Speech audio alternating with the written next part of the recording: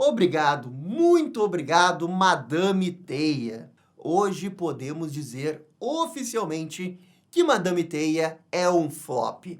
Mas não é um flop pequeno, não. É um flop muito grande, mas bem grande. O filme encerrou a sua jornada nos cinemas dos Estados Unidos e no cinema de lá conseguiu extravagantes 43 milhões de dólares. E no mercado internacional, 53, totalizando 97. Esse dado do mercado internacional deve subir um pouquinho mais, mas nada que vá fazer alguma diferença. Madame Teia vai encerrar com 100 milhões de dólares de bilheteria. E a boa notícia desse flop é que agora talvez a Sony entenda que não dá para ficar fazendo filme de qualquer coisa aleatoriamente e de qualquer jeito. Principalmente de qualquer jeito. Aliás, especialmente quando você faz um filme e tem 1, 2, 3, 4, 5, 6, 7 pessoas creditadas na história e no screenplay do filme. Não dá, é uma bagunça. Eles fazem de qualquer jeito.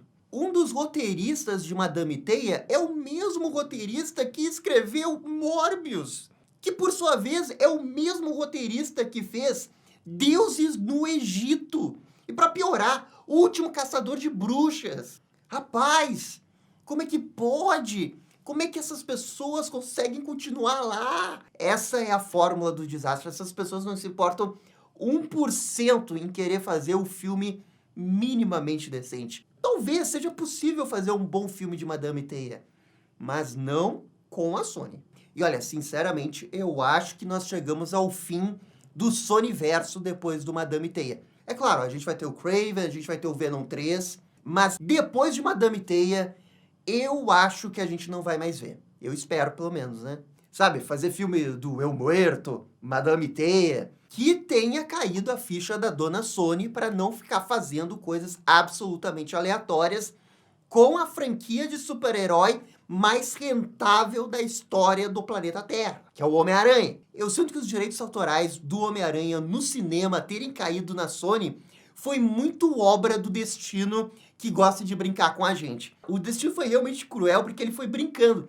Porque a Sony, ela nem de longe é uma empresa horrível de fazer filme. E ela consegue fazer filmes excelentes. Quer queira ou não, com a Via Rádio ou não, foi ela que contratou o Sam Raimi para fazer Homem-Aranha 1, 2 e 3. Foi ela que fez Aranha Verso 1, Aranha Verso 2. Existe uma beleza nesse caos que é a Sony. E o destino quis brincar com isso com a gente ao fazer com que de vez em quando a Sony entregasse um filme maravilhoso do Homem-Aranha e aí depois ficar 3, 4 fazendo filmes aleatórios do Homem-Aranha. É como se a gente fosse o Sísifo, sabe? Eternamente com a Sony, a gente tá subindo a montanha na espera de lá em cima encontrar uma obra de arte 10 de 10. E quando a gente chega lá, a gente realmente consegue, por um filme. E daí a pedra cai, a gente tem que levar ela de novo. E nesse meio tempo, a gente fica sobrevivendo com as outras coisas que a Sony vai nos entregando. Mas agora, com esse fracasso do Madame Teia, que não fez nem 100 milhões de dólares, ela não tem alternativa, não tem pra onde correr. Ano passado, você poderia dizer, o Morbius é ruim. Mas, inexplicavelmente, ele fez 167 milhões de dólares. Tipo, é bem ruim, é muito pouco, mas ainda é 160 milhões. Mas aqui, nem isso se justifica. É tipo, quase a metade do que o Morbius fez. E o mais assustador é essa bilheteria dos Estados Unidos, que é de 43 milhões. Gente, Shazam 2 abriu com uma bilheteria de 40 milhões de dólares. O Shazam 2, gente, aqui foi um flop gigante. E esse filme não consegue fazer a bilheteria de estreia de um dos maiores flops da DC. É muito pouco, cara, é muito, muito pouco. E para o estúdio, a bilheteria dos Estados Unidos significa muito, porque existe uma relação diferente em como que ela começa a ganhar dinheiro. E também por uma questão de ego, né? Pô, eles querem fazer filme que estão bombando nos Estados Unidos, porque é uma empresa dos Estados Unidos. Fazer 43 milhões de dólares, o período inteiro, num filme de super-herói que custou mais de 100, é uma vergonha gigante, gigante. E eu espero, dona Sony, agora conversando diretamente com você, a sonista da Sony, que tá vendo aleatoriamente um vídeo em português da Batcaverna sobre Homem-Aranha. Muito obrigado pela audiência, CEO aleatório da Sony. Mas eu espero que você entenda, CEO aleatório da Sony. Chega de filme aleatório do Homem-Aranha! Chega! Chega dos vilões! Chega da Madame Teia! Não dá mais! A gente tá em 2024 e ainda estamos com isso! Tá bom, já chega! Por favor, olha os outros Homens-Aranha! Tem todo um aranha-verso aí pra vocês explorarem. E eu não tô falando da animação, eu tô falando dos outros Homens-Aranha. Quer fazer filme do Miguel O'Hara? Faz filme do Miguel O'Hara. Quer fazer filme do Ben Reilly? Faz filme do Ben Reilly. Aliás, se não dá pra fazer filme de um personagem chamado Homem-Aranha, eu consultei aqui os meus advogados técnicos da causa e eles falaram que por uma brecha de contrato vocês poderiam fazer um filme dos Homens-Aranha. Não pode do Homem-Aranha, mas Homens-Aranha. Sabe aquela variante do Homem-Aranha que é feita só de aranhas?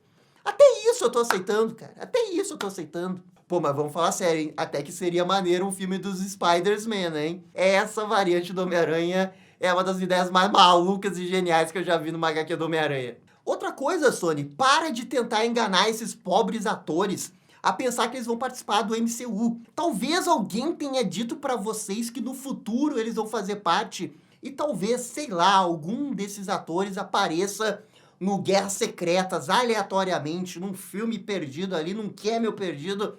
Mas eles não são parte do MCU. Para de usar isso como barganha pra conseguir contratar os atores.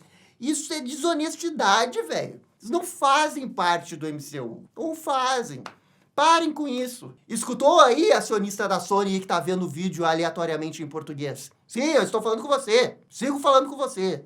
Mas assim, ó, eu também não quero só reclamar da dona Sony, embora a minha confiança nela esteja muito baixa. Eu fiz aqui uma lista com nomes de personagens do Homem-Aranha que eu gostaria de ver. Aí eu tenho o Ben Reilly, o Miguel O'Hara, que eu já citei, Homem-Aranha no Ar, Spider-Punk, Homem-Aranha 4 com o Tobey, Andrew Garfield 3, Gata Negra. Essa, claro, é uma lista que eu fiz superficialmente de cabeça. Eu adoraria ter esses filmes live action. No mundo ideal, a Sony ia estar fazendo esses filmes, se não Madame Teia, Kraven e Morbius. Só que, claro, não é assim tão fácil, porque a Sony tem esse contrato com a Marvel, a Disney, que viabiliza o Homem-Aranha Tom Holland no MCU. E, supostamente, dentro desse contrato, tinha uma exigência da Marvel que impede a Sony de usar o Homem-Aranha num filme solo que só ela tá fazendo. E é por isso que ela teria começado a fazer filmes dos vilões. Porque é dentro da margem que ela tem com o contrato da Disney que ela pode fazer.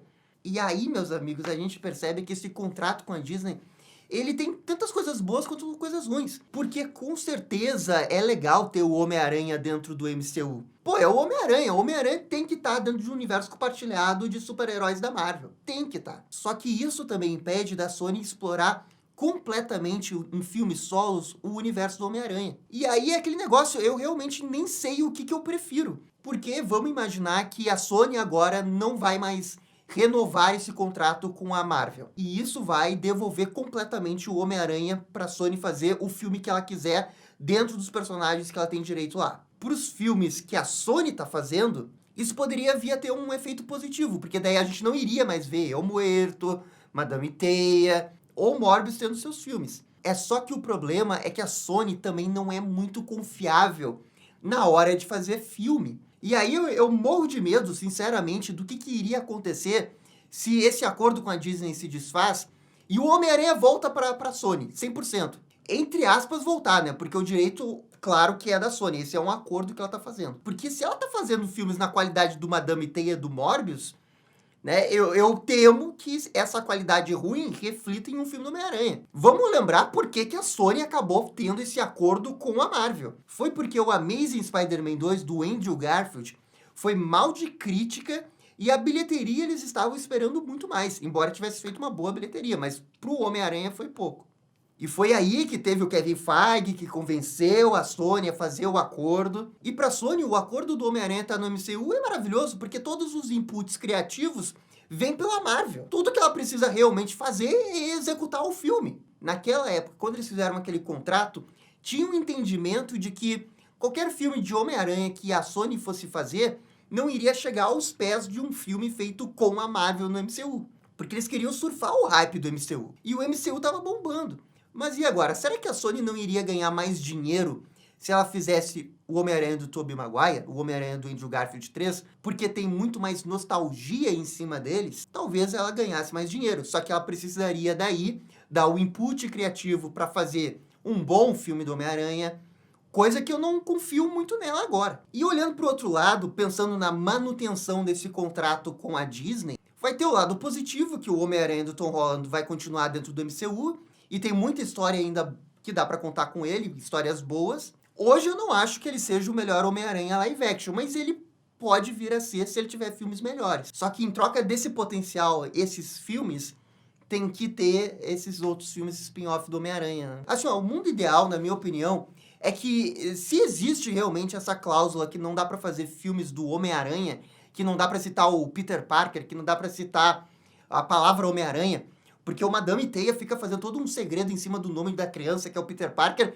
que eu realmente começo a duvidar que tem um contrato lá dizendo que não pode chamar ninguém de Peter Parker. Então, se realmente tem isso, eu queria que o contrato fosse um pouco flexibilizado. Pelo menos um pouco para beneficiar e dar um pouquinho mais de criatividade para a Sony fazer outros projetos dentro do universo do Homem-Aranha. Porque essa estratégia de ficar fazendo filme dos vilões é suicídio. A Sony deveria ter um pouquinho mais de autonomia, ou pelo menos querer poder fazer mais com a franquia que ela tem direito. Porque ela tem o direito do Homem-Aranha, não é a Marvel. Só que também parece que a Sony não tá nem aí, né? Como ela ganha bilhões com o Homem-Aranha No Way Home, ela tá tipo, ok, tamo de boa, estamos ganhando dinheiro, e aí é isso aí. Mas se desse pra mudar um pouco esse contrato e permitir que dê pra fazer spin-offs de variantes do Homem-Aranha, eu acho que a gente ia estar muito melhor. E seria melhor pros dois lados. Eu duvido que ter um filme live action do Miguel O'Hara ou do Ben Reilly, do Spider-Man no ar, faria alguma diferença na bilheteria do Homem-Aranha de Tom Holland.